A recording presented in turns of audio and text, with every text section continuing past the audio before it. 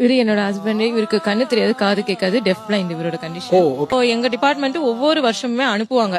அப்ப நான் வந்து இவரை ஃபர்ஸ்ட் மீட் பண்ணும்போது எனக்கு ரொம்ப கியூரியாசிட்டி ஆயிடுச்சு. எந்த வருஷம் பாத்தீங்க? கரெக்டா சொல்லணும்னா 2016 எண்டிங். வந்து நல்லா இருக்கீங்களான்னு கேக்குறேன், சொல்லுங்க. ஹவ் ஆர் யூ, இது ஐ லவ் யூ. இது வந்து லவ் சிம்பிள்.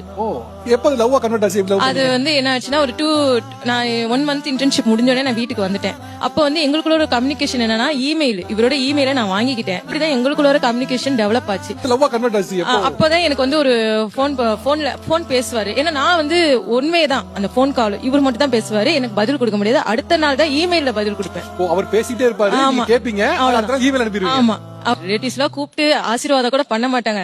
ஏதாவது பேசி மனசை கஷ்டப்படுத்துவாங்கன்னு நானும் இவரும் போய் ரெஜிஸ்டர் மேரேஜ் பண்ணிக்கிட்டோம். நீங்க வந்து அவங்க கை பிடிச்சு ஐ லவ் யூ சொல்லுங்க பாப்போம்.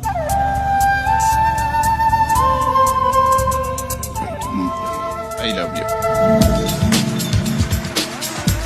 ஆக்சுவலா அவங்க பேசும்போது அதுல எங்கேயுமே வந்து ஒரு கழிவிறக்கமோ இல்ல வந்து அவருக்கு ஆயிடுச்சு பாவம் நம்மளால வாழ்க்கை கொடுக்கணும் அந்த மாதிரிலாம் எதுவுமே இல்ல. அவங்களோட முழுசா காதல் மட்டும் தான் இருந்துச்சு. அவங்க பேசுனதுல இருந்து பாக்கும்போது ஃபுல்லா லவ்வா தான் சொன்னாங்க.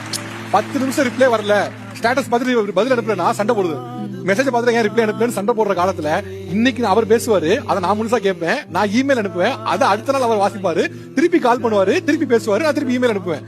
இது மனசு முழுக்க 2 பேருக்கும் காதல் இல்லாம வாய்ப்பே இல்ல. இது